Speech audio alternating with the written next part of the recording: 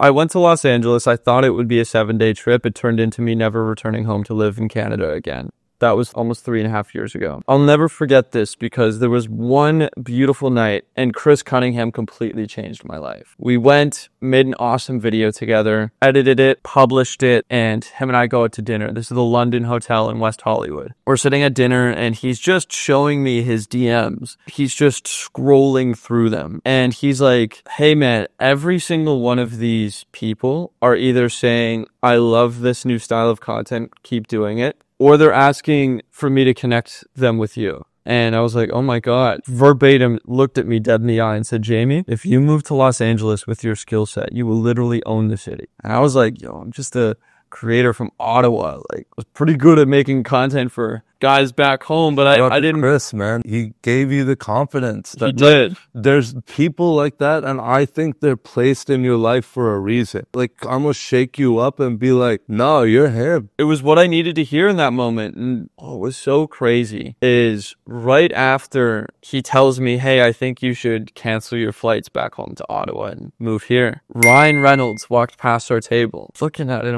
Ryan Reynolds is right there. And we're both kind of stunned. This is one of the most famous people in the world, is Deadpool. The craziest part, though, is that Ryan Reynolds spent much of his life in Ottawa and is Canadian. And so you have this guy who is the most famous and successful human to ever come from my city, who's standing right there at the exact moment that I'm being met with the choice and decision, should I leave home to come here? Yeah. And so I'm looking at Ryan like he's a beacon and a signal that I have to make this choice. And I canceled my flights. Within a week, we hired a lawyer, stayed in the United States, got the visa. You came up and we moved here to Miami. I can thank Chris for that entire transformation of my life because would I have made that decision without that nudge? I don't know. My name is Deep and I'm the host of It's Not That Deep. Now, before we jump into this episode, which you're not going to want to miss at all, I want to take a second to tell you my story a little bit. So after graduating college, I worked for the federal government of Canada. Not only that, I worked in the pensions department. I know, super exciting stuff, right? Now, I was the king of water cooler talk, super long breaks, and staring at the clock waiting for my shift to end. That was my life, and I absolutely hated it. The whole time I kept asking myself, is this it? Isn't there something bigger, something out there that I actually truly care about doing? So eventually, after a ton of internal debate and quite frankly, a lot of friends gassing me up to start some kind of show, I decided to launch It's Not That Deep. Now that was back in 2019. The whole premise of the show was to connect with people who I find interesting and to learn how they are realizing their potential in whatever domain. Now, I also wanted to have some kind of show where I could document my journey, something where, you know, if I have kids or grandkids one day and they ask, you know, what I was doing at 26, 27, I tell them, go to YouTube, check it out. So that single decision flipped my life upside down because it led me to meeting a bunch of incredible entrepreneurs, CEOs, athletes, artists, and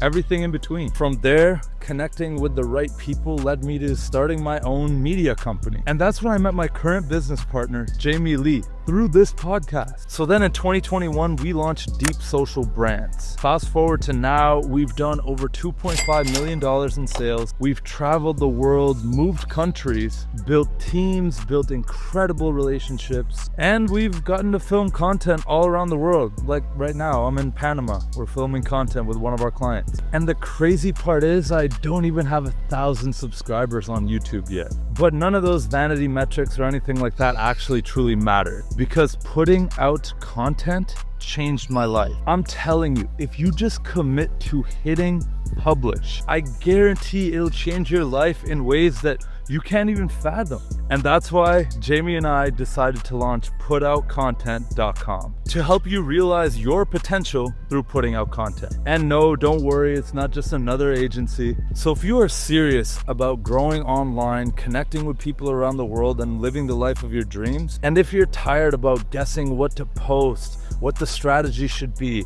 how to get your videos edited, how to even film them, or just generally how to put out content, head over to putoutcontent.com. You'll thank me later. But for now, let's get to this episode of It's Not That Deep. Jamey Lee, my business brother. Let's go. Yeah, same business partner just doesn't feel like enough. Cut it. It doesn't cut it. It doesn't cut it. We've been through wars. And I'm just so excited for this episode. Our Miami chapter, the days are numbered. Mm-hmm. And we've been both feeling that a lot. And for those who don't know, Jamey Lee, co-founder of Deep Social Brands, my brother. And put out content. And for the last 4 years, we've been building this thing together, man. And I wouldn't want to build it with anybody else. I'm just so honored to be building alongside a genuine, amazing human like yourself. Welcome to the show today. Thank you. I could say literally the exact same words back to you. There's so many moments where we've gone through, as we call them, business trauma. And I think that's actually a legitimate case to use that terminology. Absolutely. Because, we're going through client breakups, or there's just firings, hirings, things just, you're like, hey, I didn't expect that to occur. Yeah. How did this happen? And I think having two people with opposing personalities and stature, but the same vision, is very important. 100%. And who would have thought from a LinkedIn DM back in, what was it, 2020? 2020. February 2020. February 2020. We've been joking a lot about how Jamey is so good with dates. It's just month and year. I never remember the actual date. But February 2020, I guess, just to take people back a little bit, man, I slid into your LinkedIn DMs. Yeah. And, it came from a good place. I really just wanted to connect with other cool, videographers, creators in our city, our hometown of Ottawa, Canada. And back then, I was running a little media company, you could call it, Deep Digital Media, but it wasn't a company. I had like 2 gigs, and there was nothing legit about it, but I did reinvest all of the little money that I made into learning and courses. And in one of those courses, I learned that I have to reach out to people. And that's how I network and grow my network. And so I did. I reached out to you. I connected with you on LinkedIn. And I'll let you tell the rest of the story, because I think you do a better job than me. So I get this random DM from this guy I've never heard of before. I don't know who this guy is. And at the time, I might have had 200 LinkedIn contacts. I was not making LinkedIn content. I had no reason for anyone to reach out to me unless you knew me. So it made no sense that I was being solicited. Yes. So I get this DM and I check out your profile, and I'm like, oh, he's friends with Hamza Qureshi. I was like, I like Hamza. It's like, that's my guy. I think he's a cool dude. And I know he's entrepreneurial. And I was like, well, if he knows Hamza, he's probably a cool guy himself. So I said, yes, let me accept this request. And within a couple minutes, the guy hit me with a voice note saying how excited he was to connect with a videographer in Ottawa. That's what I had in my LinkedIn profile. I got to pull that voice note up. Yeah, maybe in the editing room we can put it in right here for people to see it. And so Deep sends me this voice note, and there's a little bit of back and forth. I talk about how at one point I had a podcast as well, kind of connecting on any ground of similarity that I can find. And we decided, you know what, let's actually formalize this and set up a call. I didn't know what this call was going to be. I thought, oh, maybe there's some business opportunity. Maybe this is how people network. I just dropped out of college not long before. I wanted to be an entrepreneur. I was running a startup the year prior. And so I said, hey, this is just how it is. Yep. I'm finally doing the thing of networking. And I get on this call, and we talked for 2 hours straight. It was the first time we ever connected. And what I thought was so special about that conversation, what I always tell people when I reflect on this story, is that neither you nor I ever pitched starting a business together. We never even talked about business. You didn't even tell me that you had a business and like what it was doing. You mentioned in passing, yeah, I got this little thing, but you were a government worker at the federal government of Canada in the pensions department doing the most boring work of all time. Yep. And I was a busboy at a steakhouse. And my whole goal in life at that period of time was to travel the entire world with my camera, making YouTube videos and making these vlogs, which I had done for the previous couple years prior, but I was having no success and no luck.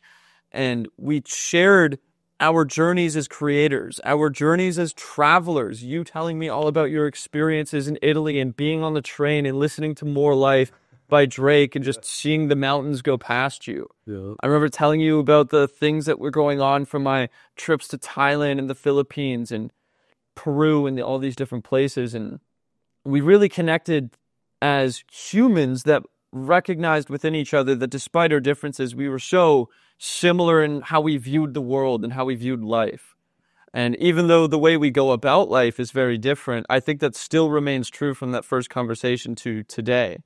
That you and I are macro identical, but micro opposites. Yep. And that was the beginning of it all. And it somehow manifested 11 months later into us accidentally forming a company and all the other things that we've done since.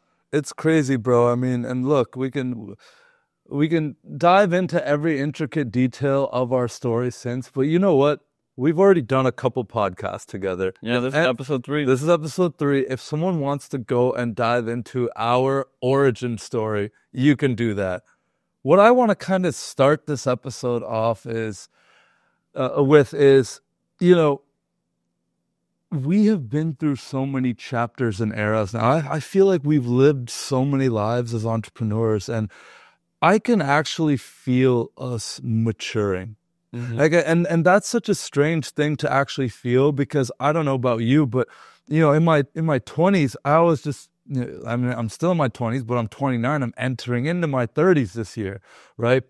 In my 20s, I just felt this like, oh man, like one day I will grow up and be an adult and have responsibilities and like kind of like put my 20s away behind me. I can feel that starting to happen now. And it's crazy, when we started this business, that's not how I felt.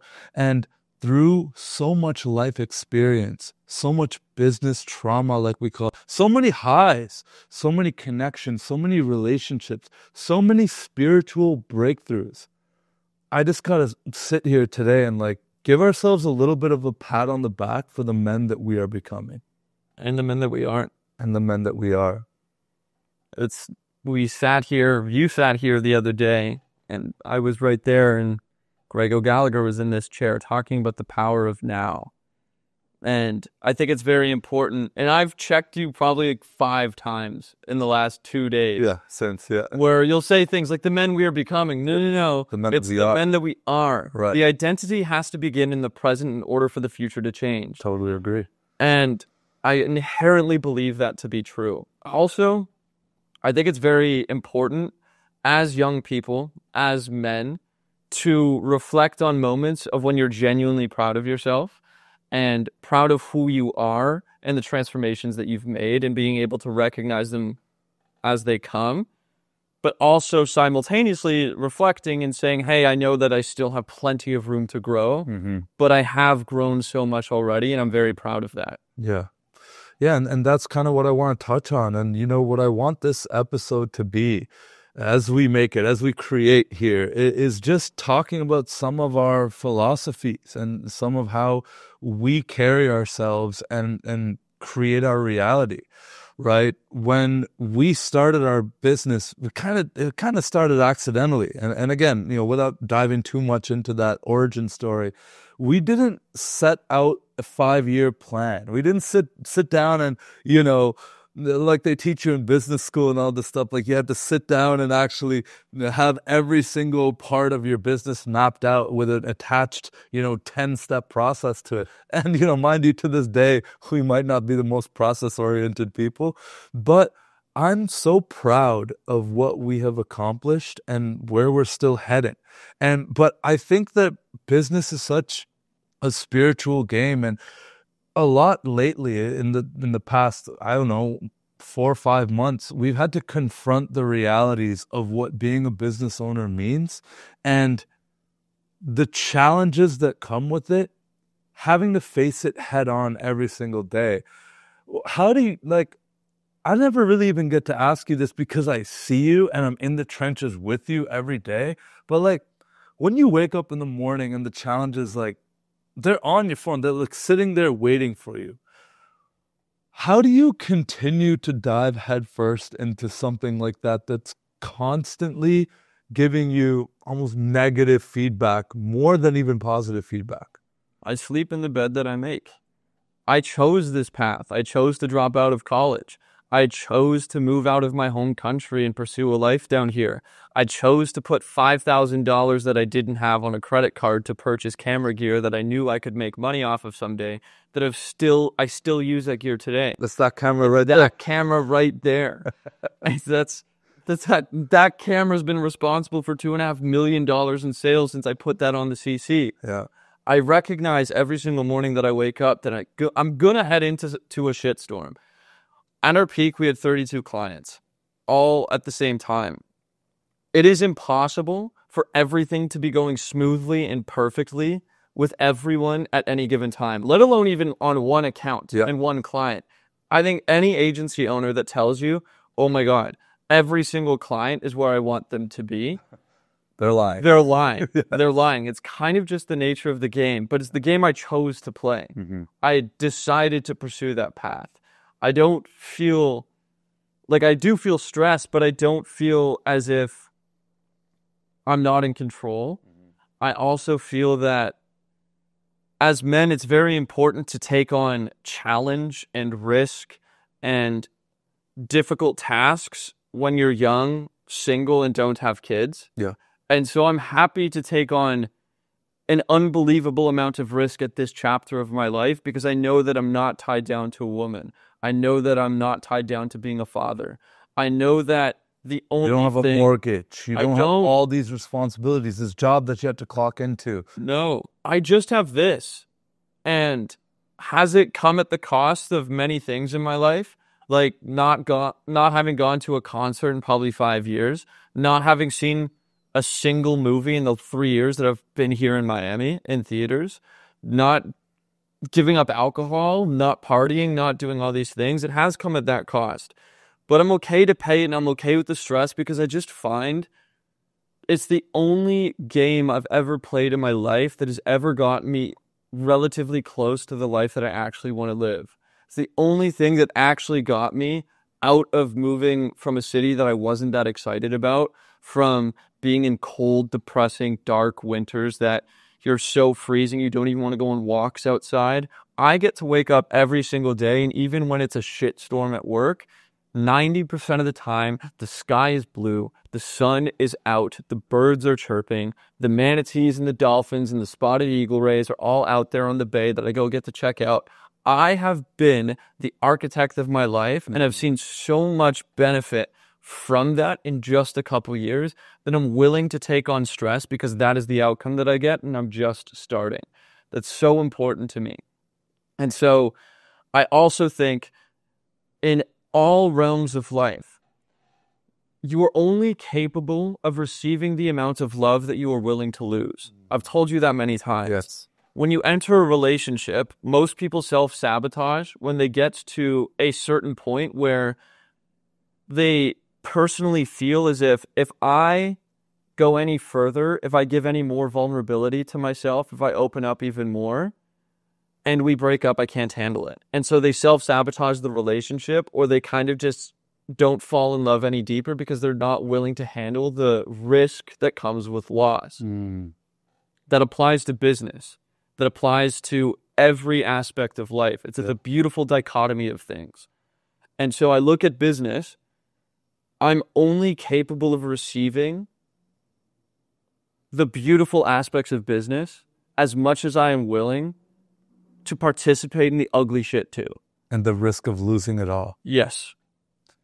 And staring that reality in the face every day, it does something to you. It really does. And I think people who are not entrepreneurs, and I respect everyone's path. I'm not one of these people who ever will put someone down for their path, working a 9 to 5. It didn't work for me, but for a lot of people it does. And you know, working a blue collar job or whatever it is, right? It wasn't for me, and you as well.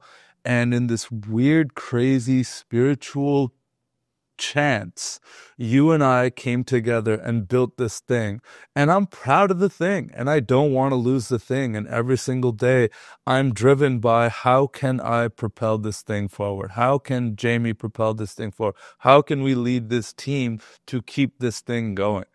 And in that, we're becoming our best selves in every way, in every facet, because we're forced to confront those ugly truths, right? You know, with you giving up certain things that might have been comfortable for me as well, looking in the mirror and being like, well, I'm willing to go into an insane amount of credit card debt because I know I will figure it out. I have supreme self-belief. And you and I both always been self-reliant people. And we always talk about, could you have gone and built a really solid business on your own? Probably. As like a solopreneur? Probably. Could I went and probably done some high ticket sales somewhere and done it on my own? Probably. Would we individually be all right? Yeah. But would we have the chance to realize our dreams? When we went on that hike in 2020 and we shared with each other what are our real dreams and goals and ambitions, I remember so clearly you telling me your why was to improve the quality of memories. And I think that that's so beautiful. And look, is every day fun? Is every single thing that we have to do or that we kind of push through, and like the kind of the ugly sides of it, is it the most fun and what we thought would be this beautiful reality? No. However, on the macro, this is exactly what we signed up for. So going back to your original point, sleeping in the bed that we made, I can't think of a better way to describe why we keep pushing. No one forced us to do this. No. You know, no one said, Jamey, Deep, you have to go start a business. Yeah, they have to go do this. We elected that decision. And we also elected to take on the risk that came with it. Yeah. I elected to start the business in credit card debt by putting $5,000 when I had $1,000 in my bank account, put $5,000 on the CC, bought a Sony A7C, a 24-70mm f4 lens. I bought a tripod, I bought 2 sets of lights, Neewer 660 LEDs, the light that is lighting us right now. And I bought a DJI Ronin RS2 gimbal, the same gimbal I'm still using today. And so, you want to talk about ROI? yeah, that was, but I had self-conviction that it would work. Yeah. And so even when the evidence suggests not, like you lose clients, like, you know, things start falling apart where some months you have losses. Even when that evidence is shown to us, I rely back on that original decision of I knew that I could figure things out, and I had even more conviction in myself because I had a business partner that could lighten the load of the things that I don't want to do. Yeah. And that just like, if I felt like when it came to my career choices, I had much higher belief in myself than most of my peers to begin with, it was infinitely more when I knew I had support through you. Yeah. And I'm sure you feel the same. 100%. I always felt like I know I can be a businessman, whatever that means, right? I always knew that I could be an entrepreneur, that I could, you know, run a company. I just didn't know what to sell. And so when I met you, and it's not like I went in like, how can I be a business partner with Jamey? Like totally 100% not the intention immediately.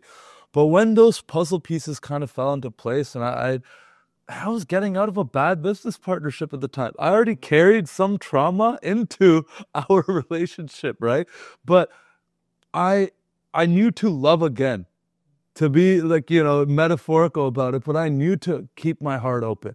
It's not always going to be that way. And dude, to this day, I don't recall a time you and I have ever gotten into a heated argument. Not once. Not even lukewarm. Not even lukewarm. Yeah. Just, we have discussions. Of course. You might believe something I don't agree with, Yeah. and vice versa. Yeah. Yeah, that happens. But even then, that's not that common. Yeah. And every single time, 10 times out of 10, not 9, 10, 100% of the time, we have a legitimate discussion about a disagreement. You present your case, I present my case, and one of us switches based on the other person's feedback. And we take that moving forward as data to just become better. Yep. And I love that. I love that. That's how any fruitful relationship should be. And we often joke it's like we're married, right? It's like we spend so more time with each other than I would with a girlfriend, that you would with a girlfriend. It's kind of crazy, but it's so important choosing who you build with, right? And we talk about it all the time, right? I would rather build with somebody who I'm ultra aligned with, who has an open mind, and we are driving on the same road. That's the beautiful thing. We're always driving on the same road. Sometimes, do one of us want to take an exit? Usually me. Sure. But we always come back to the table and we discuss it like adults and we make a decision together. And that's what I love about this thing that we've built, man. I want to talk about that for a second. So, recently, we actually had to do this. We had to have a legitimate conversation where we had to look at the board and look at our opportunities. And maybe it was last week or the week before, and you were pushing me like, Jamey, make this kind of content because it's good for the business goals. And it's like, we'll get some coaching clients for all these things. And I was having a hard time articulating why I didn't want to do that. And you really wanted me to do this. And I was very against it. And it might have been the most opposite we had ever been on a topic. Yeah. And essentially what happened is I told Deep, I was like, listen, you want me to go on social media and you want me to share my skill set of social media content strategy and how I look at accounts and how I write scripts and show my methodology to the world. And I can do that. But it's more than me just not liking that as a format of content. Let's look at the broader scope of things. Let's look at the Which is what I thought it was. I thought it was just that. Yeah, which that's part of it. Yeah. But as soon as we got out of the micro being make content, get business results, and we looked at the macro for a second, what direction do we really want to steer this ship? And from day one, the goal for you and I has been to have thriving personal brands of our own that we help build with each other. And we have an agency that supports the funding of that. And so for you, I know that you would, if this podcast was doing 100 racks a month, you'd give up the agency because why would you keep that open when this is crushing it? If my personal brand and my YouTube channel of me doing my wildlife and being my most adventurous self, if that's pulling in even 10 grand a month, why would I want to keep signing new clients at the agency? And so if we know that our North Star is us building content for ourselves and not just for the clients that we serve, and we invert that ratio a little bit more, why would I accept a path that is just going to have me constantly putting out content to grow the agency, to grow a coaching program, and that's what my life is going to be like for the next 5 years, and that's going to pull us further away from the goal that we're actually trying to achieve. And once I expressed that to you, I was like, okay, thank you for sharing that with me. It's important for me to know the why behind that because for me, I'm involved in the numbers. I collect all the money. I pay all the staff. I make sure all the bills are paid. I'm doing gymnastics with credit cards to make sure that this thing of ours can continue to stay alive month over month. And I'll be honest here on this podcast, it's a challenge month over month. We're not the most profitable business. We've had to make insane investments just to break out into the U.S. market. I don't want to make this podcast a sap story of no, but just to be clear and be radically transparent, We had $150,000 in startup costs. Oh, yeah. Immigrate to the United States. Absolutely. This studio is part of that. That camera is part of that. That camera is part of that. Everything. And then we made a $50,000 investment in this course. Mastermind program. Which we learned a lot, but it didn't quite translate to money. But if I'm going to go broke, I'm going to go broke on education. Hell yeah. And so these things and getting visas for people and all the equipment and the rent and a little bit of lifestyle inflation, I'll admit it. Coming to Miami, we were on a high. We were doing big months. Amex had no limit and we were flying high. Was there, I'd say, 15% overspending on just being young, dumb, and stupid? Guys, Jamey used to drink, all right? And we used to go out a couple times a week and we'd have a cocktail at a cool spot. And I don't regret a dime, right? We had to go through all these things to be sitting here today, the men we are. But going back to the discussion, it's like, okay, I have to make sure that we can keep playing the game. That's my number one thing. I don't care how. I'm not overly concerned with the how, but someone has to be. And you and I both are not natural operators. Yeah. We're not systems guys, and we're not here just thinking about, how to get to 250K months through a productized offer for dentists or some shit.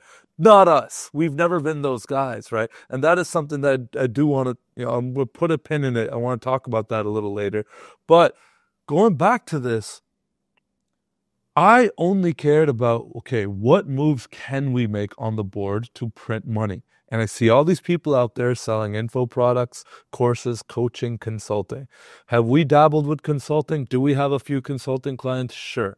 But we have all these different offers, and none of them are like the main thing. That makes my job very fucking difficult. And then it, in turn, makes your job very difficult, because then I have to take on a type of client that is not fun, that is not necessarily our ideal client profile, that doesn't have the money and doesn't have that outlier viral potential. So I'm just looking at what moves on the board can I make then? And I'm like, Jamey, everyone is telling us we got this gold mine sitting in info products and coaching. Why don't we just do that? And then I expressed that, is that really what you and I set out to do when we started working together? Was to just go out and build a coaching company. The whole purpose of us building an agency was as a vehicle. We said that even from day one, it is a vehicle to the next thing, which both of us have always wanted our North Stars to be the personal brand. Personal brand. And that's an intangible asset that no one can take from you. That's what we're doing right now, participating in that ecosystem. 100%. But that decision, if I went, I'm going to be the guy that makes content about content, there's a million of those out there. Yeah. And they can have their coaching programs. That's fine. It's like the coach for coaches. Yeah. It's the same thing. Like, I get it. I get it. It doesn't sit right with me. It's out of alignment. And if anything, I would rather build my own personal brand and just tell people how I did it. I can tell people I've built other people's brands, and that's one level of credibility. It gets a lot higher if you do it for yourself. When I do it for me. And I do it for you. Yep. So that's where I think the long-term play is. Well, you came to me about 4 or 5 months ago, and I don't remember the exact date, but you came up to me and you were like, Deep, I know you're not going to particularly want to hear this right now because it doesn't solve any problems today. However, hear me out. And I'm like, oh, here we go. I need to solve problems yesterday, dude. Last week. But you hit me and I'm like, all right, I'll always hear Jamey out. He's like, and he always comes to me, it's the best thing ever. Yo, Deep, incomplete thought. My favorite thing in the world. Because it's like a trigger for me to like tune in. Like, what's he got? I've trained you like a puppy. like incomplete thought. Because a lot of them are bangers. Anyways, so he hits me up and he's like, bro, what if we just go all in on our personal brands for the next 6 to 12 months? We start getting all these opportunities. We know the value of a personal brand. And from that, we don't have to keep being in this agency hamster wheel. We don't have to deal with the management of clients, of constantly hiring staff, of churn, of all the analytics, the reporting, the invoices, all the bloat that it costs in just fixed expenses just to keep the thing alive. It's like, it almost seems sometimes like everyone's winning except us. I know that's a kind of a defeatist mindset. It's not true objectively, but it sometimes feels that way when it's like, well, everyone else gets paid on time, but I gotta kind of cut my check.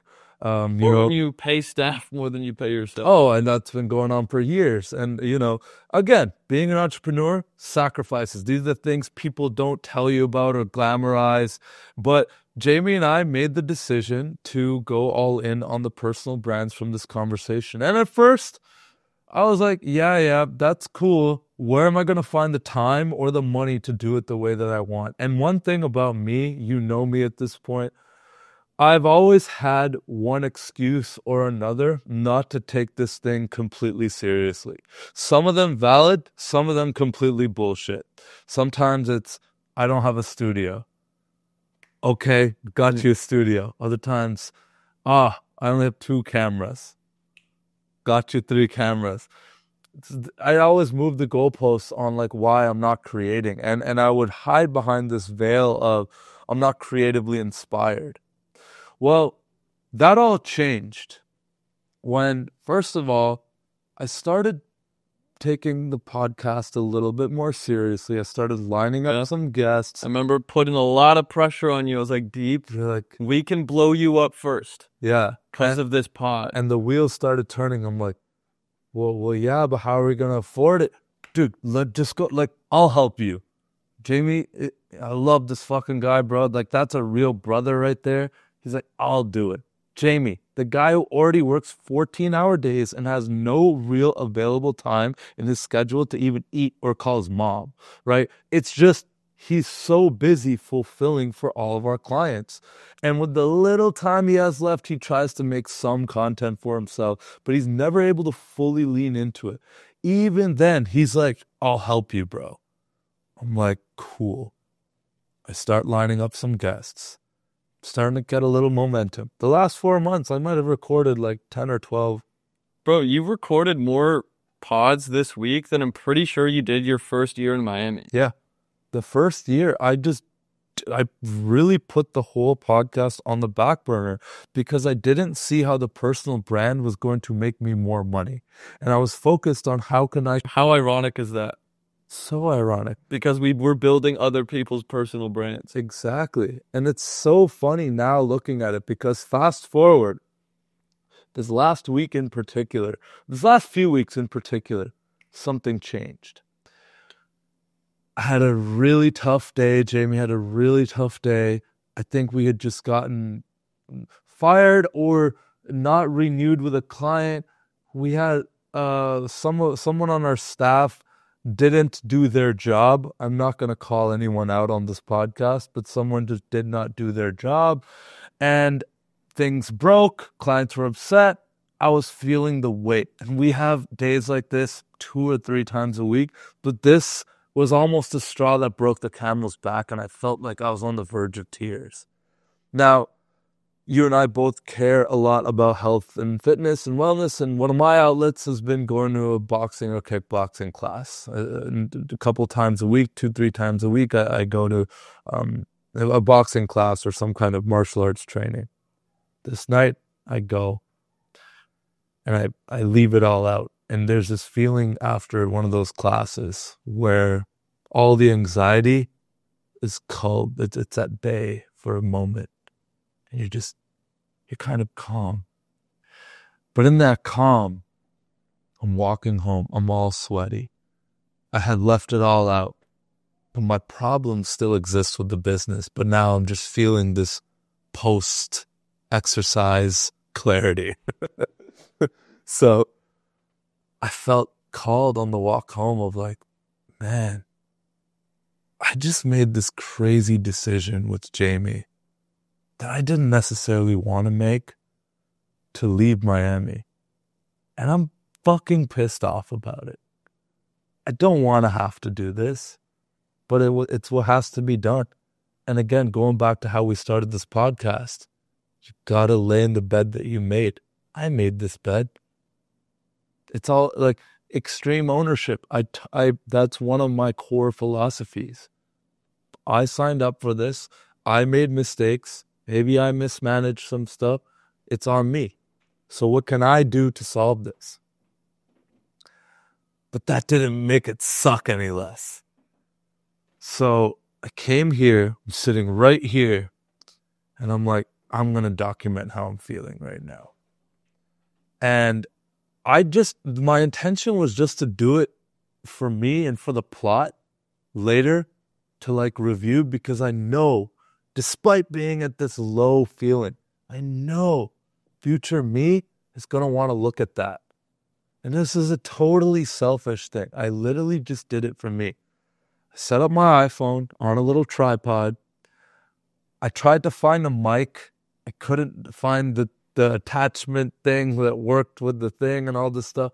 I ended up digging up one of my Shure SM7B Joe Rogan mics, and then I plugged it into a thing, and I just figured it out. And I hit record, and I hit record. And I shared this raw, open, and authentic brain dump and rant of how I'm feeling about where I'm at right now and that I have to move. And I just got settled here. And I'm just loving my relationships and my routines. And you know how much that means to me right now. And I shared that. And halfway through that video, I'm talking about, I'm probably not even going to post this, but I should. And that right there, now actually I haven't even talked to you about this. I think that was God. I think that was the universe speaking through me, of like correcting myself in real time, of being like, no, but I am going to challenge myself to post it. And am I influenced by Jamey telling me? Am I influenced by our origin story? Do I actually know that he's right? It is the personal brand.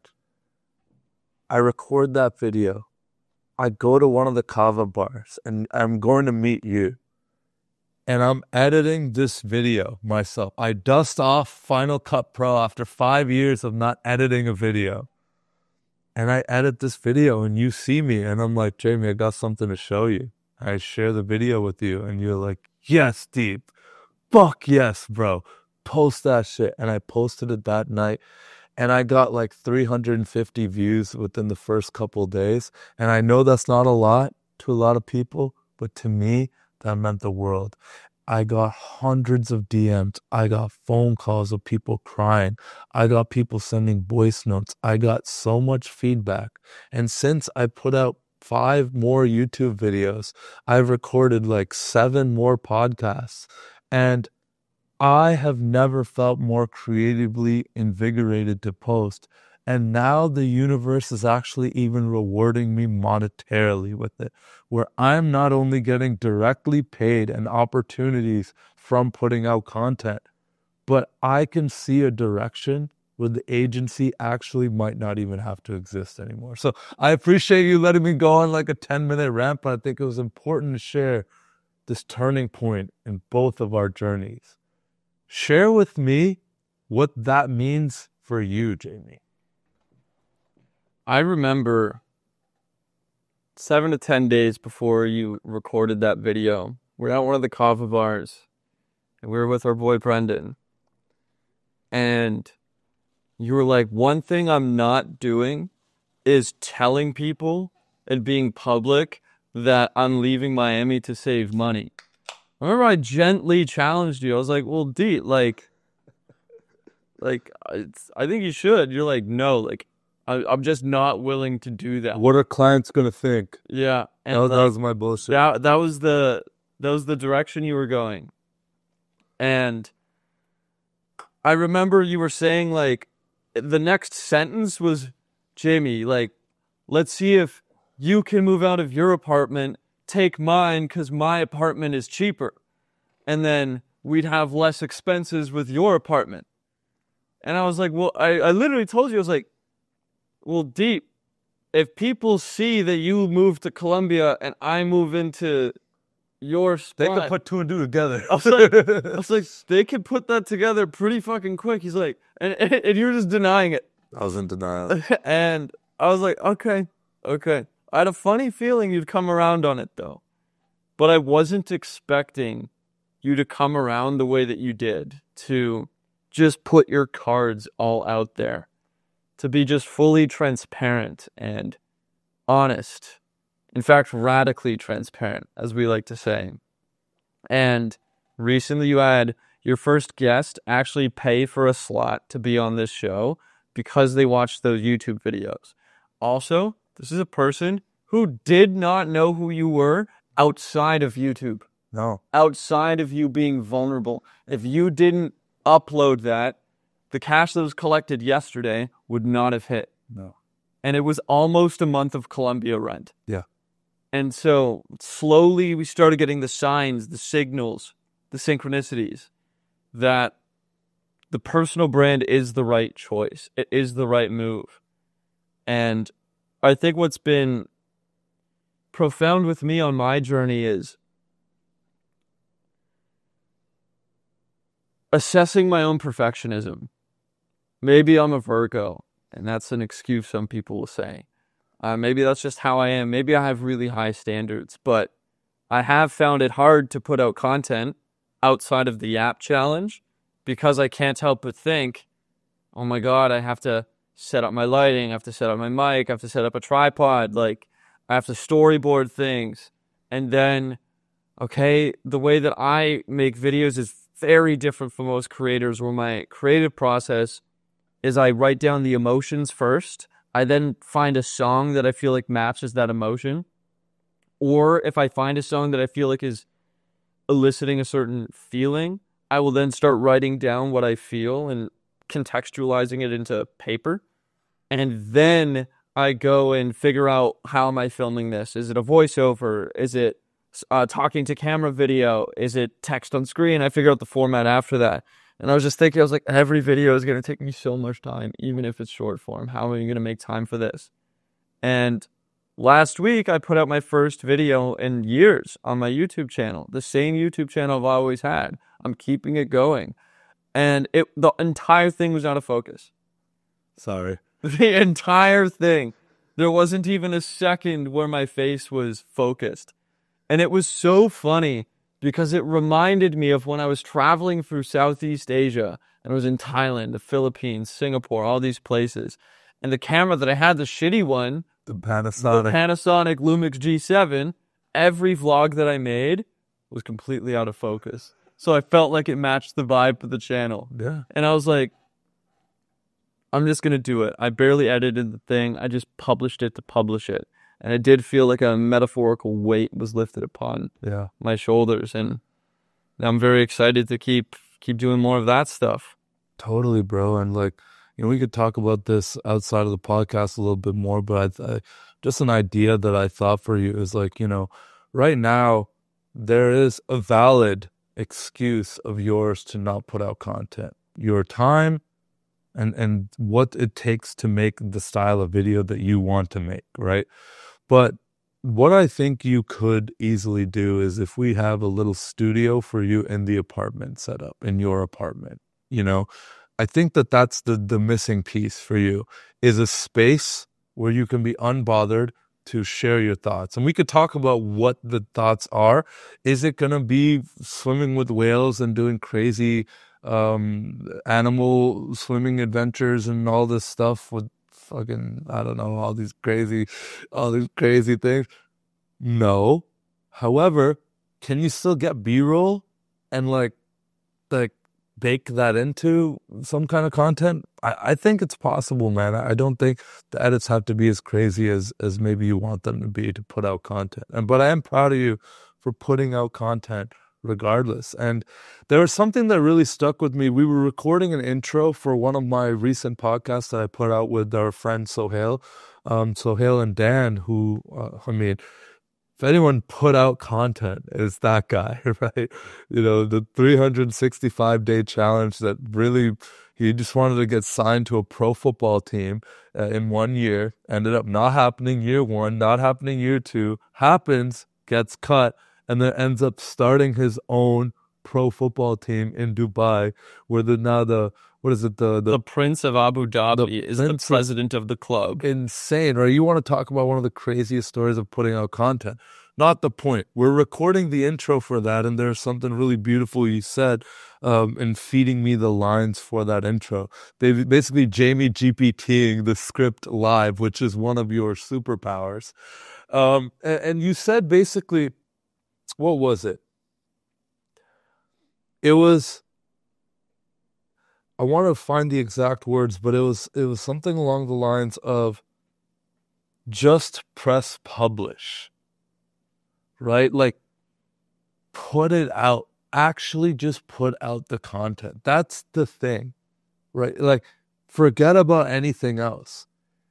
I think somewhere along the line of our business journey, you and I built something that just hit publish for everyone else except us.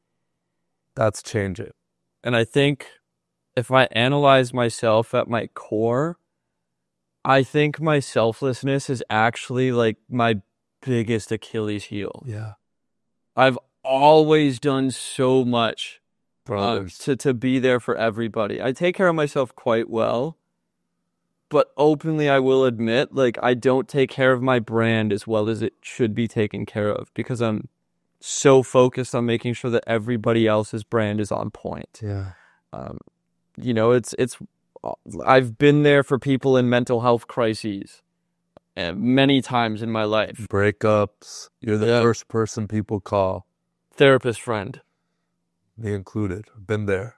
And so, but it's very rare that like, you know, like I give myself pretty decent advice, I think, but I don't use my network maybe as well as I should to benefit myself. But I use myself and my network to benefit everyone else around me. And it's a beautiful but also dangerous trait of mine. 100%. Jamey, one core philosophy of ours and something that you and I share in common, and we talk about it maybe 5 to 10 times a week, it comes up, is the real currency we're trading on in our business is not money. It's what? Relationships. Talk to me about what relationships mean to you. To me, the ultimate form of relationships are, can you text somebody and they smile? And how many people can you do that with? And if I make a group chat with somebody, are both of them excited that I did it? Because they know that Jamey would not introduce me to somebody unless it was really worth adding to my life. And it's very intentional. Yeah. And I think the most powerful people in the world, and this is what I aspire to become, and I think I'm very much that at a young age already. I want to be so well tapped in and connected with so many people that do so many different things that anyone can hit me up for anything and I can get it done for them in a group chat right away. Yeah. If someone wants a job, tell me. Engineering, let me talk to my boy. Someone is looking to sell a company. All right, I've got VCs. Let me send them your way. Yeah. Somebody is like, I want to travel the world and I don't know where to go. Well, okay, do you have any regions in mind? I know people that are experts in Colombia. I know people that are experts in South Africa. I know people that are experts of Western Australia. I can set you up with people. Oh, you need a guide in each of those places? I may not know the guy, but I know the guy that knows the guy. Yep. And I can get you set up with a driver and a beautiful place and a great time. I want to be any request at any time comes across, done. Through sheer osmosis. That's what relationships are about to me. And the way that you do that and you cultivate that is by genuinely caring about other people. Actually asking a question to listen to what they have to say and having enough intuition to ask them the follow-ups that most people don't. That's to me like how great networks are built, but then the most beautiful relationships are the ones that could pass off as family, and that's where things get even more sweet. That's the core tenet of this podcast and why I started it. What I always found was the most magnetic and electric part of life, whether it be travel, whether it be at work, whether it be on the football field, whether it be anything that I enjoy doing or that I do, was people. How many times have I told you one of my favorite things to do is bring people together, and particularly bring people together who shouldn't know or like have connected. I think that's something you and I both intimately share and get off on. Yeah. It's fuel. It's like energy. It's like infinity stones. Yeah, it's like, I love when I have a high school friend that comes here. I've got one of my Latin friends that barely speaks English, and they come. And then I've got my Miami crew, and then there's one rando that we just met, and we all go out. That is the best. And they're some of the best nights. They're some of the most fun relationships. I think, for me, that's what life is all about. All my travel is not this cool site or this amazing museum or this. No, it's those random dinners or those drunken hostel nights. Side quests. The side quests, that random person you met on the street who like you connected with on Facebook and they still wish you happy birthday on your wall. Shout out to my boy Ludovic. You know, there's those people, right? And that's, to me, what life is all about. That's what I think. I'm not telling anyone what to think, but that's what I think is my main, purpose. And it's like connecting with people and realizing my potential through that is meeting people and like taking things from them and giving things to them. And it's this beautiful, fluid exchange of energy through life experience, through advice, through relationships, through networking, through connecting people, through sometimes having a beard, sometimes venting to them. My point here is we've gone through some seasons now. I'd say this is, if we want to call it anything, it's like chapter 3 or 4 of the business, right? Chapter 1, the pre-business even chapter, we're just figuring out who we are as people and what value we bring to each other's life. And I know that word now, it's kind of gross. People overuse it, like, oh, we'll provide value. No, I mean, like, people don't just hang out for no reason. There's always some kind of transaction going on. That doesn't mean it's transactional, right? There was that phase. Then we do get into business together, but we don't make basically any money for 11 of 12 months. And then month 12, I moved to Colombia. We do more in that 1 month than we do in the entire year. 11, yeah. And then I'm traveling down there. You're traveling in the US. And then we meet up for, I'd say, chapter 2 or 3. I don't know. Maybe you'd be a little bit Well, more. I would say chapter 2 is us living together. Yes. That phase. Yes. Then chapter 3 is the transition. Yeah. Chapter 3 is the transition where you're new and fresh in Colombia, and I'm figuring out my life between Canada and the United States. Dude, and if you remember, when I left to Colombia, your plan was to move to Banff. Yeah. I remember it vividly, like it was Alberta. This was Jamey's plan when I left. It was The plan was a van and bands. That's it. And what I love about you is that you're never married to a plan. I love that because that allows us to be agile. I don't think this would have ever worked out if you were rigid in your plan. It's this way or no way, my way or the highway. And when you were presented with the opportunity to go down to LA and what started off as a 7-day trip turned into 3 years down here in the US, I think that, you could tell this story a little bit better than me, but that era, I'll let you tell this part and then I'll connect the dot back. So we basically picked up a few clients in the United States because our Canadian clients were blowing up on TikTok. And their audience was hitting them up saying, hey, do you guys take on more clients and more work? And for some reason, just a bunch of them happened to be in LA. There was 4. And I remember I was thinking maybe I'll go visit them. And, You were so aggressive on go. You wanted me to go more than I even wanted to do it because... Well, for context, you don't know how much I had to hear from Jamey that LA is like one of his favorite places on planet that I'd never been to. That he's never been to. Yeah. New York was his favorite place in the world that he had been to many times. Favorite city. Favorite city.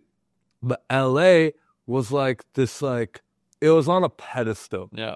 It was all you wanted. And I could see it. I'm like, yeah. Yeah, because it had mountain biking and surfing and business culture all in the same place. And the creator economy. Yeah. So I came out of there. And so I went to Los Angeles. I thought it would be a 7-day trip. It turned into me never returning home to live in Canada again. That was almost 3.5 years ago. And I'll never forget this because there was one beautiful night and Chris Cunningham completely changed my life. We went, made an awesome video together, edited it, published it, and him and I go out to dinner. This is the London Hotel in West Hollywood. And we're sitting at dinner, and he's just showing me his DMs. And he's just scrolling through them. And he's like, hey, man, every single one of these people are either saying, I love this new style of content, keep doing it, or they're asking for me to connect them with you. And I was like, oh my God. He's like, verbatim looked at me dead in the eye and said, Jamey, if you move to Los Angeles with your skill set, you will literally own the city. And I was like, yo, I'm just a creator from Ottawa. Like, I was pretty good at making content for guys back home, but I didn't. Chris, man, shout out to Chris Cunningham. He gave you the confidence. He did. Like, there's people like that, and I think they're placed in your life for a reason. To like feel like almost shake you up and be like, no, you're him. And so it was what I needed to hear in that moment. And what was so crazy is right after he tells me, hey, I think you should cancel your flights back home to Ottawa and move here.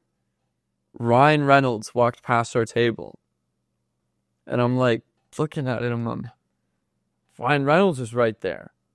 And we're both kind of stunned. This is one of the most famous people in the world. It's Deadpool. The craziest part, though, is that Ryan Reynolds spent much of his life in Ottawa and is Canadian. And so you have this guy who is the most famous and successful human to ever come from my city. Kind of infamous these days. Who's standing right there at the exact moment that I'm being met with the choice and decision, should I leave home to come here? Yeah. At the time, I thought it was LA. And so I'm looking at Ryan like he's a beacon and a signal that I have to make this choice. And I canceled my flights. I remember I called you the next day. Within a week, we hired a lawyer. 6 weeks after that, we fired that legal team because they sucked.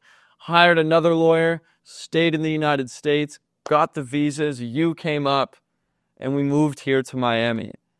And I can thank Chris for that entire transformation of my life because would I have made that decision without that nudge? I don't know. And I really needed that. And it played such a pivotal role in my journey and the man that I am today. Absolutely. You don't leave Ottawa even if you don't get a nudge from me. You don't stay in LA if you don't get a nudge from him. You don't stay in Miami if there's no this one particular client that we were working with at the time. Mm-hmm. And then all of the ripple effect and butterfly effect of, again, these relationships. And, you know, there's the all-time story then of you and me going to New York. Let's talk about that one and how that changed things. The one that we just had? No. You and I going to New York. Yes. And meeting our homie right here. So, well, it started in Latin America. It actually did. That's correct. Actually, this story... How far back do you want to go? Because there's layers. So, I actually feel like in a minute we should have Brendan hop in to join on this. Hell yeah. So, Brendan, you'll be hopping in a sec. But I remember when I was in Los Angeles, my boy came down to visit, one of my clients and one of my favorite people in the world. He's actually the human that introduced me to Chris Cunningham and helped us get him as a client. Hayden Cashin. The man himself. The GOAT. And while he was visiting, we made a video together, and he said, I want to be on 100 podcasts in 2022. If you know of anybody that has a podcast, comment below. I'd love to be on. So, this guy, Brendan, comments on this podcast, but he doesn't say it about himself. He tags his friend Mike in the video. So, Hayden sees that this guy Mike gets commented. Hayden and Mike connect. Fast forward 6 weeks later, I'm no longer in Los Angeles. I come to visit you in Colombia. Mm-hmm. And Hayden and Mike do the podcast together. Yes. So we can thank Brendan for that because a great piece of content was recorded. Yep. So, But keep in mind, we don't know who Brendan is. We don't know Brendan and we don't know Mike at this stage. We just know Hayden. We only know Hayden. And Deep was living in Colombia, in Medellin, and I came to visit you because after 2 months in LA, too expensive, I needed to save money, went to Colombia. I loved it there. It was trip 1 of 6, about to have 7 and 8 coming up. And so I get a text from Hayden shortly after the pod, and he texts me, he's like, hey bro, what city in Colombia are you in? I'm like, oh, I'm in Medellin. And he's like, I have to introduce you and Deep to somebody right now. So Hayden starts a group chat with me, Deep, Mike, and himself. And so now the 4 of us are in this group chat, and Hayden's like, you guys are in the TikTok world. You both are running TikTok accounts. This is 2022. Not a whole lot of people running TikTok businesses back then. He's like, you guys got to connect. And I was like, no way. We're all in this random Latin American city. Cool. Let's run it up. Hell yeah. So the very next night, we go to the Click Clack Hotel rooftop. And it's me, you, Mike. And we have this awesome dinner. We're sharing drinks. We're having food. We're laughing. We're talking business. We're talking TikTok. All these things. And I'll never forget, Mike starts talking about his podcast. Starts asking you about your podcast. Yeah. Podcast host, very natural thing to do. Uh-huh. Mike starts saying, man, I got this podcast editor. Bro, he's so good. He's able to identify all the clips in my long form. I don't even have revisions for him. I've tried hiring this out to overseas people, and it never works out because the foreign people just don't understand the context. They can't find the clips. And my eyes lit up. Deep salivating. I'm like, what? I've been looking for that. I've been needing that. Connect me right away. He's like, yeah, cool. His name's Brendan. I got you. I'll connect you with him. And so then, Brendan, get in here, bro. Bring the chair so you can actually sit. I'll pass you my mic. Just so it's easier, maybe put, yeah. Wasn't expecting the pond to go here, but hell yeah. All right. That's why I love it. So this group chat gets made. Brendan and Deep connect. Brendan, what happened next? So we were first adapters, like early movers on TikTok, right? And I'm going solo and I don't really know too much, right? I'm in this group chat with this guy named Deepak, right? And he's like, yo, bro, I want to see how we can work together, right? And I thought at first, he wanted to pooch ideas, right? He wanted to poach business ideas. One major piece of context. So we technically poached a client from you before this. So Brendan knew that you and I existed because Chris Cunningham hired him first. Yeah, that's so true. We didn't even know that. So we had no idea. And Brendan found out about us because he saw us making Chris's videos. I'm dead. And so when Mike makes this intro, Brendan's like, yo, are they just trying to poach me? Like, they're trying to, steal my sauce? Like, they just stole one of my clients. Like, we had no idea. Yo, some funny context about Cunningham here. So he actually was connected with me by Mike Rama. I put him on the sales call. I have COVID at the time too. I don't know if you guys know this. I have no voice. I have this raspy ass voice. I'm in my parents' bedroom, or now I'm in my parents' house, and I have just this janky ass like foo-foo wall behind me that I tried to paint, and then I just got lazy and I stopped painting. Right, have this like COVID raspy voice. I end up closing him. He pays me like up front, and then I'm like, okay, send me some content so I can edit. Right? Doesn't send me the content. Follow up with him a few days later. Doesn't send me the content. Follow up with him a week later. Doesn't send me the content. And then I go to his Instagram one day, and what do I see? I see he's got content with the same captions as Hayden Cash. So I put 2 and 2 together, and I'm like, oh, it was these guys. These guys got signature. We had the signature look. So, yeah. And then So you hop on this call. we hop on this call. He goes right to business. He's like, yo, cut the BS out. What are your rates? And I'm like, oh, whoa, like this is a sales call, right? And so I just quoted him, right?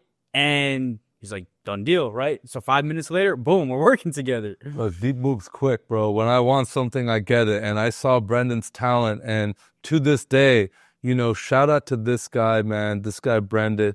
Not only is he one of the best clippers in the game, just being able to take long form to short form is an art form. It's not easy to be able to take something like me. I ramble. I take 20 minutes to get to a point sometimes.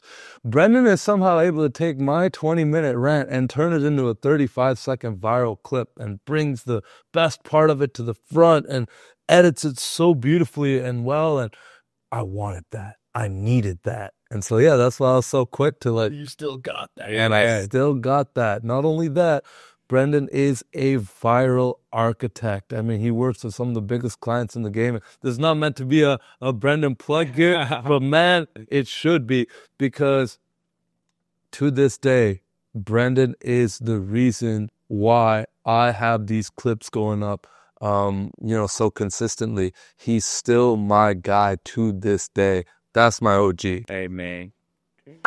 Much love. But, yeah, you know, that's my quick little cameo. Oh, we got a lot of story to tell, bro. So basically what happens is Brendan and Deep start working together, and the next step is, Brendan, you got to meet Jamey. So we connect, and we have an awesome FaceTime. I'll never forget it. I was in Colombia. You were in New York. And you always told us, yo, boys, when you come to New York, let me know. I'll show you a good time. Fast forward another month and a half, and Deep and I actually ended up in New York. And we go to New York City, and we decided to meet at Fifth Avenue. What's the name of the bar?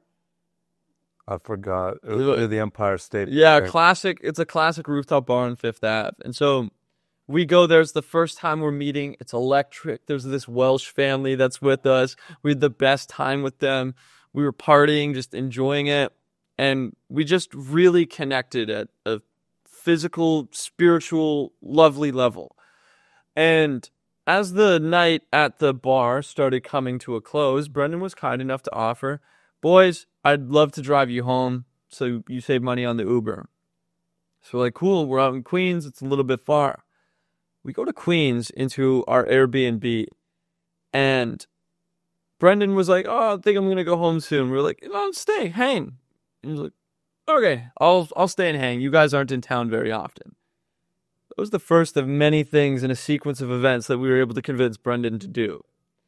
And so while we're in this place, me and Deep had plans to go the very next day to Minnesota, where we were going to VCon in Minneapolis. The first one, too. The very first VCon. This is in May of 2022.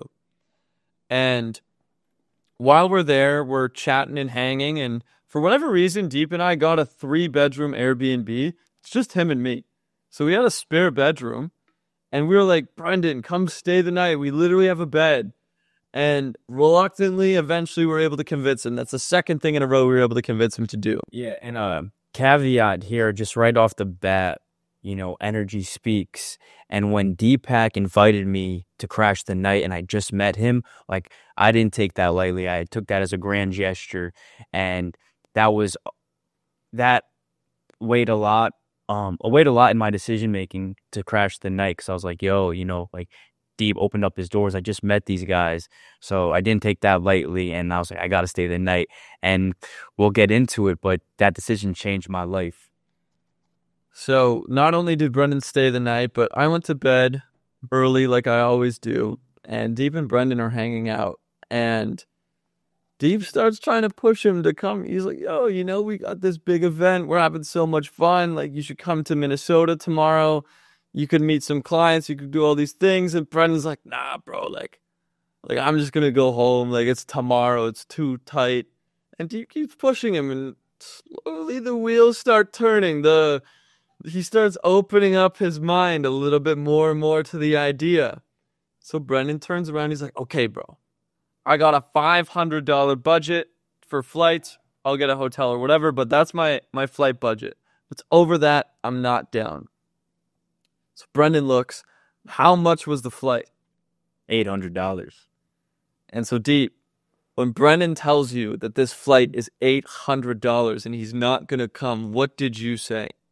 Bro, you're gonna let $300 stop you from potentially changing your life, meeting clients, lifelong friends, maybe even your future wife at this event?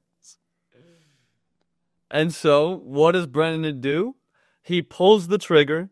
Deep then sets up a wallet because he had to buy it in crypto for the tickets. Went and bought Ethereum, bought the NFT, and the next day, the three of us head to Minnesota on the trip that would change everything for us. So much happened on this trip and during this event where I almost died in a drive-by shooting. I witnessed a drive-by. I was dodging plates and knives. I saw people fighting. We saw people fight. It was actually really sad, man. Yeah. Because I can actually see that city being so cool. Like, Yeah. It could be such a dope city. And I heard that it was, like, before the whole George Floyd stuff and, like, a few other things. Like, they had the Super Bowl there. It was like they had an insane stadium. Like, it was a cute looking city. Yeah. But bro. So the three of us just continued to build this brotherhood over the course of the next 3 days through dodging bullets and drive-bys to making content together and filming together to late night conversations to even partying with the squad. And funny enough, who was there? Hayden Cashin, the man that started it all. And so one morning when it's the last day of VCon, Deep and I didn't actually buy a flight out of the city. We didn't really know where we were going to go. Chris Cunningham was in Arizona, and he was inviting us out there. I wanted to go to Los Angeles. And I wanted to go to Miami. And we even discussed going back to New York. We looked at LA, way too expensive. Arizona didn't quite feel right. Didn't want to go back to New York. And then Deep and I started looking at Miami. And we're looking at Airbnbs. And Brendan, what did you see? So we were up in the stands, and there's about 5 seats between us. Jamey and Deep, they're having a side conversation. And next thing you know, I hear that they're talking about plans, right? And I'm like, well, these guys just invited me to Minnesota. I hope they invite me to wherever they go next. Right? And then so they're like, yo, Brendan, come here. Yo, we're thinking about going to Miami. And I was like, I followed you guys to Minnesota. Why not go to Miami? Why not? And for further context here, Jamey was a lot more sold on LA. It did take a little bit more of that deep salesmanship being like, look, you can go to LA. I'm not going. I fell in love with Miami. For that short stint that I was there, I loved it. There was just something magnetic about the city of Miami that I felt at home. Now, mind you, I haven't been to LA. To this day, I have not. But there are just some things I've heard about it and the vibe and culture. And even Jamey affirmed this. He's like, no, bro, you're a lot more Miami than LA. So the next step is we decided on Miami. We got to decide on a spot, a crib. And so we're going through Airbnb. It's expensive. It is not cheap to come to Miami. Well, I don't know if you remember, but we were looking at some spots and there were scams. Yeah, we actually did choose one. Yeah. Like a month prior, and got scammed, and we got refunded. Yeah. And so we were like, oh. We were on edge. We were like, edge. how do we find an actual legit spot? So eventually we did see this listing on Airbnb. This spot had the most gorgeous pool with cabanas by it, right on the bay. I remember seeing a nice gym. A beautiful gym. It was a 2-bedroom spot, but one bedroom had 2 beds and the other had 1. It had a giant, big flat screen TV and giant couch that you could socialize on. Had a nice kitchen, washer and dryer, multiple bathrooms. You could walk right out because you're on the ground floor into this gorgeous courtyard and beautiful, beautiful South Beach. There's multiple pools even. One had a hot tub. Just this incredible place with a coffee shop on site. And we all were just mouth-watering at the idea of living in this space for 6 weeks. The problem was the price tag. Mm-hmm. And I remember looking at the price tag and it said $13,000. And I was like, oh my God, we're going to split that between 3 of us just for 6 weeks? Like, that's kind of ridiculous. That's insane. Kind of insane. And I remember just a speech came over me. And I looked at the boys and I was like, gentlemen, I'm terrified to spend this much money. I do not want to drop 13 racks on living for 6 weeks. I could go to Colombia and that would last me the entire year. But if we decide to go to Miami as a trio, we're going to make this the greatest decision of our lives. We are going to go to Miami, and we are not going to party. We are going to, if we're drinking, it's not very much. We're not going to the clubs. We're going to go out and shake hands every single day. We're going to go build a network. We're going to go record content. We're going to go make videos, and we're going to sign some clients. And if you guys are down to do this with me and be focused and diligent and disciplined together and hold each other accountable to this, I'm in, even though the money is terrifying me. We put our hands in just like this. We said, fuck it. We ball. Ball, baby. And we booked the Airbnb. Yep. Now, the craziest thing about that Airbnb, I still live in that building today, 3 years later. Yep. Not in that unit, but in that same building. And it's crazy. What happened from there is basically Brendan and Jamey are sharing this room on single beds. Jamie's on one bed, Brendan's on the other. Every night, it's like, yo, night, homie. And we made it work. And man, did we get to work in those 6 weeks. We put our heads down. We were making content. We were making connections. We were working on the business. We were at coffee shops every day, just grinding. And at this point, I think all of us had fallen in love with Miami. And it was time to make it a reality. And I think, Brendan, at first, you were going to stay with us. What was it? Maybe a few weeks or something. And then you were going to go back to Connecticut. Remind me, I kind of forgot what happened. So I only came down for maybe 10 days. And then on day 1, day 2, the Miami magic went into effect, where there's this special energy over the city that pulls you, where I'm around like-minded individuals. We're prioritizing business, health, relationships, mindset. And I knew it was time to leave my hometown, leave the nest. And I remember just on the last day, I was like, I got to move here, right? So I'm doing some research now. I remember Jamey gave me a shout out on Instagram, just showing the love. And I'm doing research. And so I go back the next day. I find a lease, right? Good price. And then Same neighborhood, 1 block over. And then so I was like, yo, I got to go lock it down. But I got to be in person to lock it down. So after I leave, 48 hours later. make sure you left in Connecticut. Yeah, so I'm back in Connecticut now. And then I called these guys up and I said, yo, can I come crash on your couch for a few days? I'm going to move to Miami. I need to lock down this apartment. And then so sure enough, 48 hours later, I'm back, sign the lease, and the rest is history. You want to talk about conviction, bro, and why I have so much respect for you? And to this day, we forged this brotherhood 3 years later after that. It's been 3 years, bro. And I have so much respect for people who are just willing to say, fuck it. We ball. Let's figure it out. And, bro, that's changed your life. And talk to me about the significance of spending that $300. Oh, my goodness. Well, one, the ROI on that. I'm not good with math. I've been hitting the head too many times playing football. But, like, it's multiple X's, right?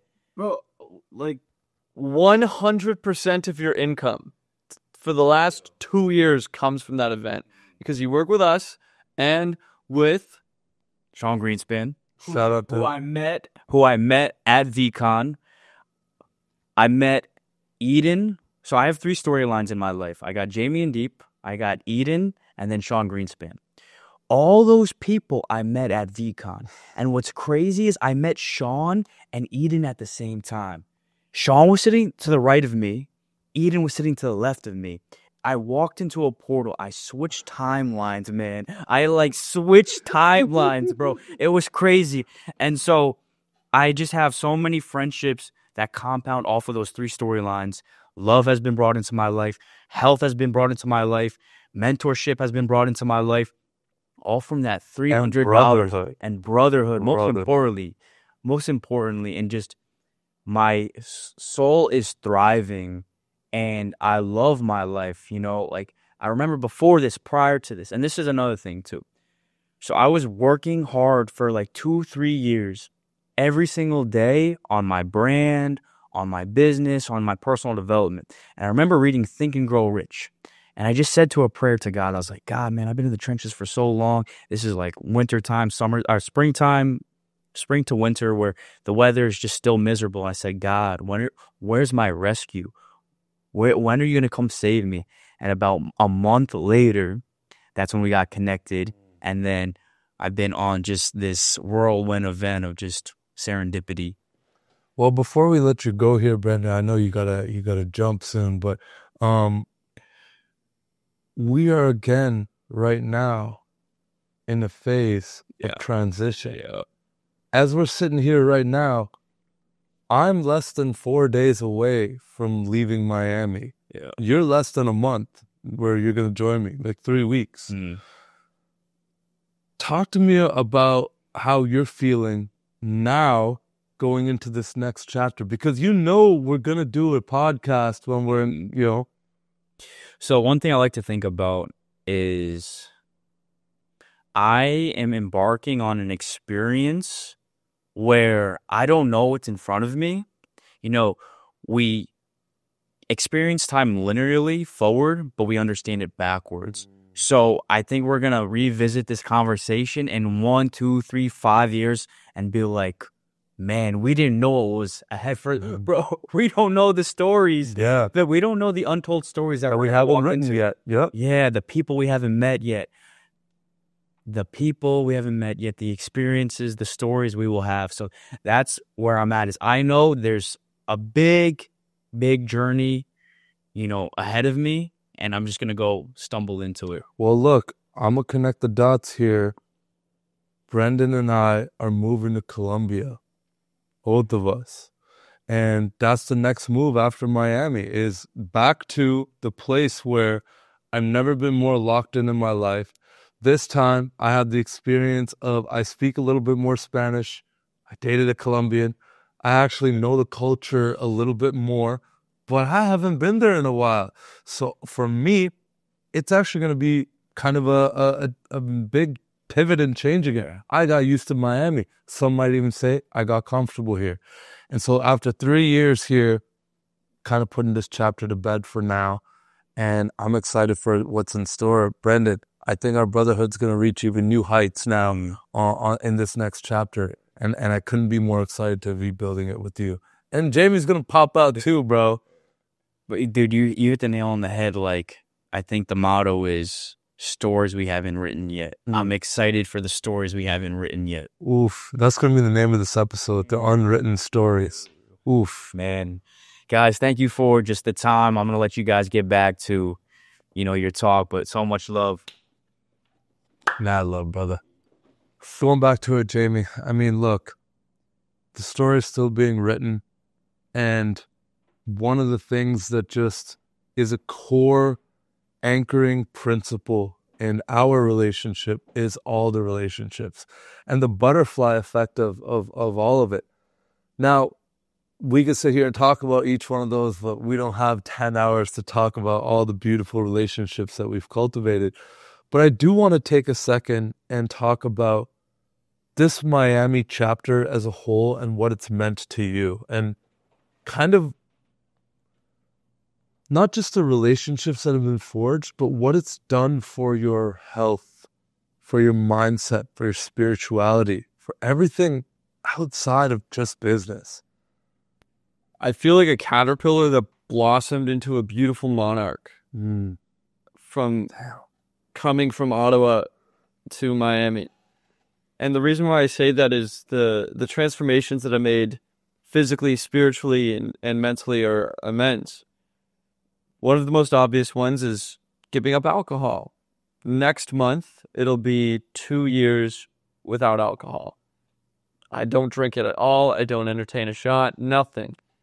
That's just bought me so many days of the year to just be my best self. And I think that's also, from a longevity perspective, a good call. My health and fitness used to be something I didn't really care about that much, but I've started dialing it in more. I'm up like 10 pounds in the last 7 months or so. I'm doing more pull-ups than I've ever done in my life. I had a period from November of 2023 to July of 2024 where I did around 4,000 pull-ups until I tore my labrum. That was not something I was doing before. The kinds of people and relationships that I'm cultivating here are very different, where almost every single one of my friends, probably 85% or more, is some form of business owner, one way or another. Back home, we have a small little community of friends in Ottawa where there's like 5 of us that are business owners, and we have that little crew, and I love them very dearly. But I met them towards the end of my Ottawa chapter. I didn't grow up with them. I had to find them. And none of the people I grew up with share the same future that I'm trying to build. They aren't necessarily the kinds that want to travel as much as I do. They don't necessarily want to build businesses the way that I want to build businesses. I love them very dearly, but there's just lifestyle incompatibility. And so finding people that are compatible with the life that I want to lead has completely transformed my life. I feel like I accidentally stumble upon incredibly talented human beings every single day here. Almost like it's like you trip over your own feet and you meet someone brilliant. Well, there's something so beautiful about Miami Beach in particular, and it's something that you and I share so much in our love for living in Miami, is it's like a small village. I feel like I'm in college. When I walk down the street, I know I'm going to run into some friends. There's not a single day where I leave my house and I don't run into people I know. Yeah. That is one of the most beautiful things about life. Community. It is so difficult to build adult friendships. And I find one of the easiest ways to build adult friendships, ironically, move. Because I think humans are starving for community. And there's a few pockets around the United States where people are flocking to. And if you look at Miami, for an example, very few people that live in Brickell, in Edgewater, downtown, Wynwood, South Beach, and Midtown, very few people in those communities are from Miami. They're all transplants. And most people are there in the last probably 3 to 5 years. And when you have such a huge portion of a community that arrived somewhere relatively recently, everyone is willing to make friendships because they're just as new as you. Everyone is open to new experiences because they are also fresh into this new environment. Yeah. And when you also come in here and you recognize, well, what attracts people to the city? Obviously, the weather and the lifestyle is one part of it, but people think that this city is full of the lifestyle of like clubbing, partying, cocaine, and all that stuff. Is that one side of the city? Very much so. But I would argue that this is the capital of health and wellness trends in the United States, in the country. That might make it the capital of health and wellness in the world. You also, I've never met more sober people here in my life than any city I've lived in, which is a big part of my sobriety journey because it's made it so easy to be sober when there's a community around that. There's events like our friend Eric's Coffee and Chill that make making friendships easy.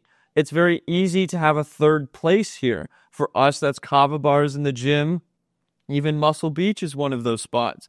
It's so easy to build community here if you're open to it because everyone else is on that same frequency. They're all here trying to build businesses. They're all here trying to live this beautiful beach-style lifestyle. They're all here trying to save on taxes. They're all here trying to get healthier, get fitter, and look awesome at the beach. They're all here trying to do beautiful things, and they're very down to do it together. It is a collaborative society, not a competitive one, even though people are very competitive.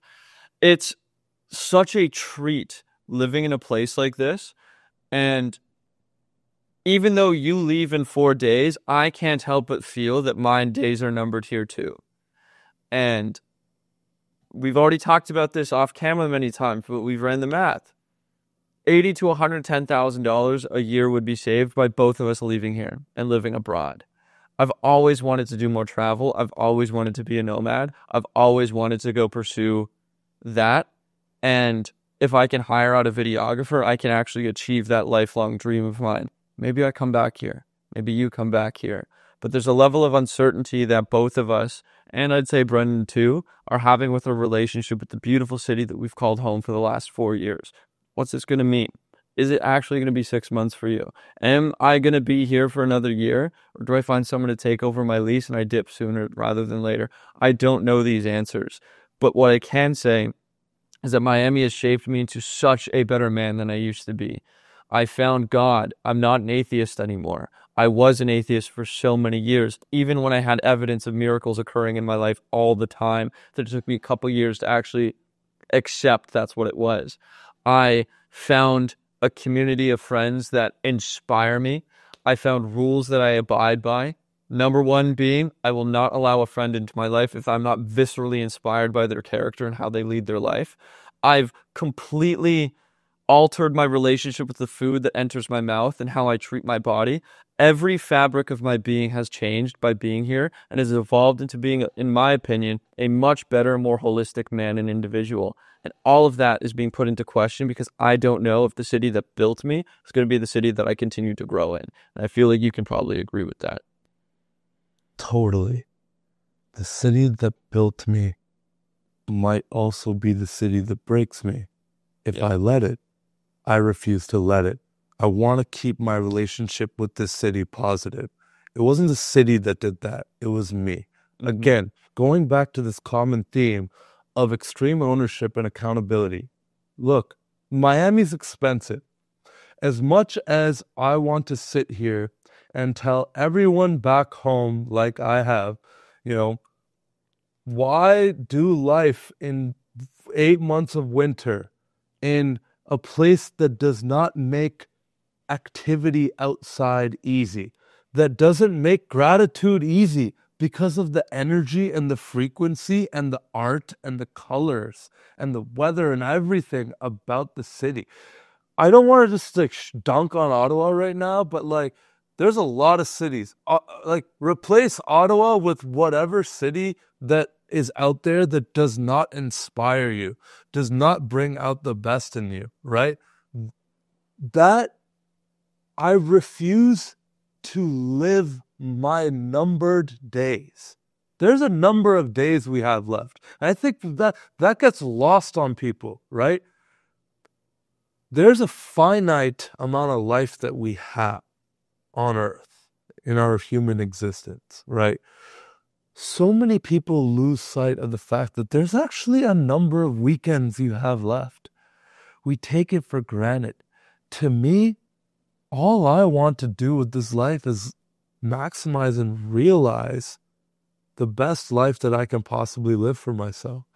And so taking a step back and a slingshot, going back to go forward, is absolutely what I'm willing to do because I love this place so much. And it touches on a theme that's very near and dear to my heart of if you really love something, you can let it go. And right now, that's just what has to happen. I have to let this go. And it's not like I'm half-assing it.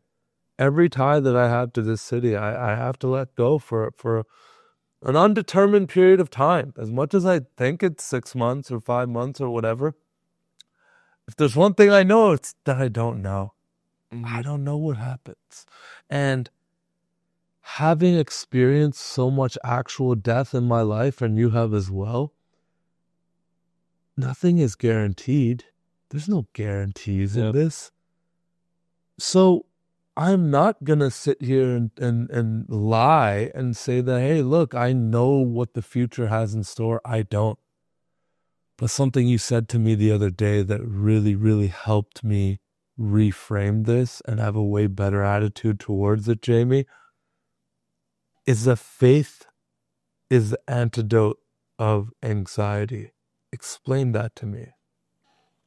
So you can put your faith in God, a higher power in the universe, or yourself. I think all of those are valid, some maybe more than others. When you truly have faith that you can figure out your own problems, or that God has got your side, how can you be anxious? Because anxious is just the uncomfort with uncertainty. The root of most anxiety is because you wish to know something you don't. And so when you allow yourself and you tell yourself... That you don't and you can't. Yep. If you could know, you'd go on ChatGPT and you'll know it.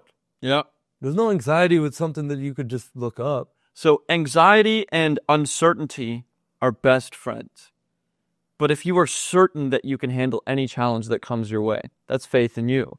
If you are certain that your faith in God, and God's got your back, and He's got a plan for you, how can you be anxious? How can you be anxious when you are so grounded in your faith that whatever gets put your way, you know you can take it. You know you can handle it. You know you'll be okay.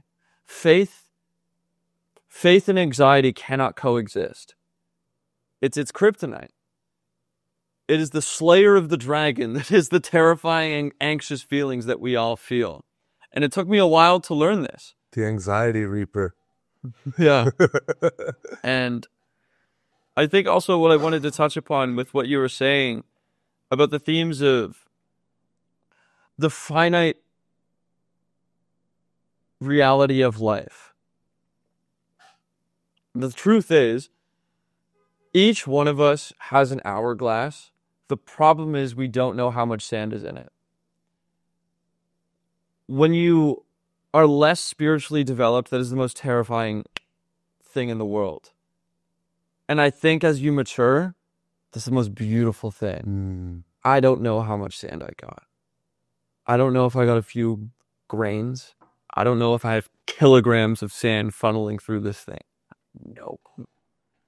So not the most beautiful thing. So beautiful. That's what makes it worth living. But that's growth. Because there's probably past versions of us that would have said that's the most terrifying thing to think about. I don't want to die. Oh my God, I want to get old. But that's faith. It's faith.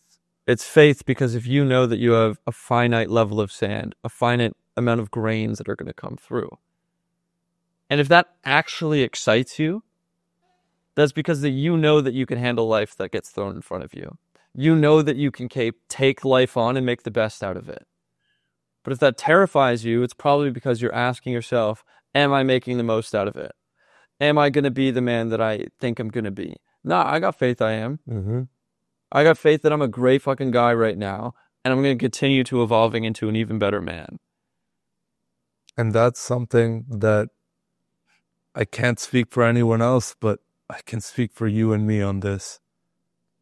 Diving headfirst into this game of entrepreneurship has made me face that reality unlike anything ever in my life. Being an athlete, going to college, dealing with family, anything in life that you've overcome or, that you conquered has not been as much of a mirror as running your own business. Yeah. Because nobody is telling us what to do. Nobody is telling us when to do it. Nobody is dictating our terms. Tomorrow, we could decide to not show up or do anything. Nobody has a gun to our head telling us what we have to do.